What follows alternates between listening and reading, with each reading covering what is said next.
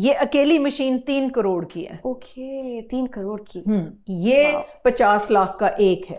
एक है 50 लाख और यहाँ पर ये 3 है। 3 पड़े तीन हैं। पड़े हैं, ठीक है, तो ये लाखों की बात और करोड़ों की बात है। हाँ। हो। ये जो हाँ। एयर शावर हाँ। कैबिनेट जिसके अंदर से हम आए हैं, ये तकरीबन 50 लाख की है। ओके। तो ये जो आपके लैमिनर फ्लो हैं, ये भी 40 लैक्स 30 लैक्स 15 लैक्स जो लोकल मेड हैं वो जरा कम और ये कीमत सारा के। बाहर से आता है? ये सारा बाहर से आता है। ये सिर्फ मैंने यहाँ से बनवाया है, बाकी ये सारी मैंने नाइकॉन की जो बिल्कुल फर्स्ट हैंड मशीन्स हैं, मैंने कोई चीज़ यहाँ पे यूज्ड या रिफर्बिश नहीं ली है।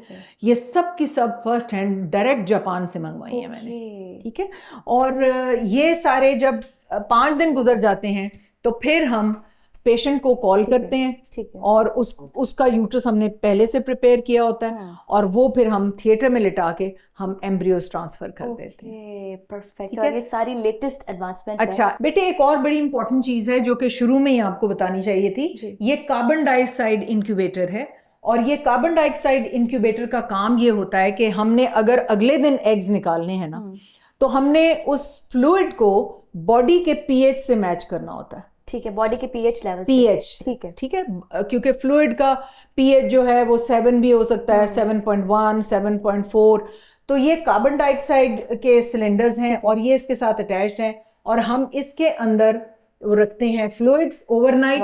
जैसे कि 6 पेशेंट्स का हमने एग्स निकालने हैं, तो हम 6 पेशेंट्स की डिशेस बना के इसमें रख देंगे और अगले दिन उनका पीएच मीटर हमारे पास होता है, जिससे हम चेक करते हैं कि वाकई उतना पीएच हो गया। और फिर हम हमारे पास पार्टिकल काउंट होता है, हमारे पास टेम्परेचर थर्मोमीटर होता है, हर चीज हमने परफेक्ट करते हैं और उसके बाद फिर हम केसेस करते हैं। डॉक्टर साहिबा, आपने इनका तारुफ नहीं करवाया। ये तो मेरी बेटियों की तरह है, हिरा इकबाल, और ये मेरी नई एम्ब्रियोलॉजिस्ट इन द मेकिंग है।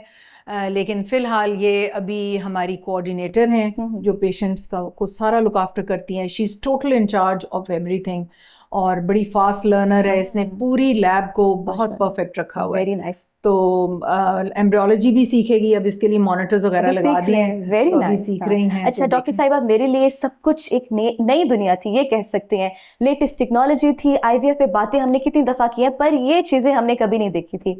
डॉक्टर साहब मुझे बताएं, अगर आपके पास कोई पेशेंट आता है, उस बच्चे की बर्थ तक कितना टाइम लगता है और कितनी कॉस्ट लगती है?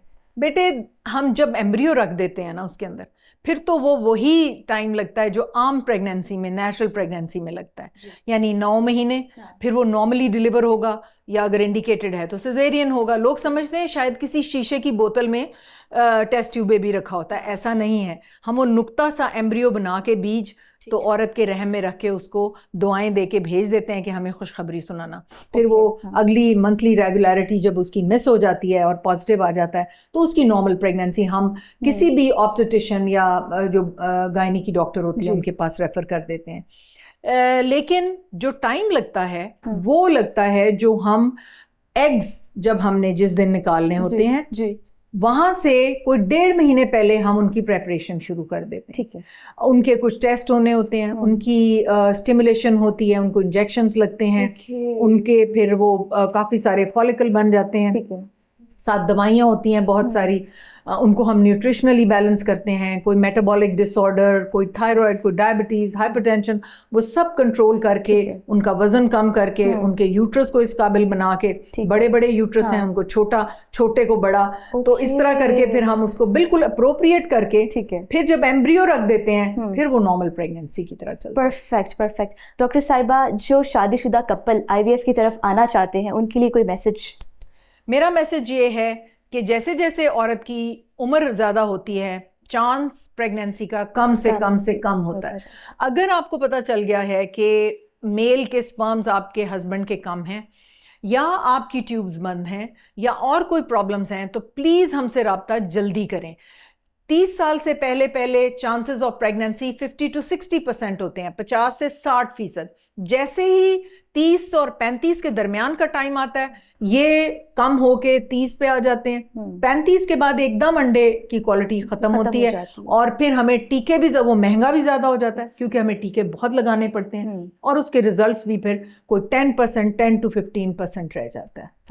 ओके, तो पैगाम यही है कि जल्दी फैसला करें, जल्दी फैसला करें। हाँ, thank you so much doctor Sameena, बहुत शुक्रिया आपका, आपने हमें अपना कीमती वक्त दिया, ये सारी चीज़ें हमें दिखाई हैं। एक IVF में एक तरीकाकार, एक इलाज किस तरह से किया जाता है, और ये सारा प्रोसेस, सारा ट्रीटमेंट, सारा प्रोसीजर मेरे लिए एक अलग था। ये बस मुझे क्रेज़ था कि मैंने ये बनाना है, और जैसे खपती लोग नहीं होते सारा कुछ छोड़ के, तो कभी कहीं दुनिया के हिस्से में जा रही हूँ सीखने, कभी कहीं। एक हमारे मुल्क का अलमिया ये है कि हमारे लोग आखिरी गुर नहीं बताते, थोड़ा बहुत आपको सिखा देंगे, लेकिन एग्जैक्ट ट्रेनिंग हमारे मुल्क में किसी सेंटर कोई नहीं देता। मैं देती हूँ, मेरे पास अगर कुछ सीखने के लिए आएगा तो मैं उसको एग्जैक्टली वो सिखाऊंगी जो मैं बाहर से पैसे खर्च करके सीख के आई। आपके अंडर अभी कितने लोग काम कर रहे हैं?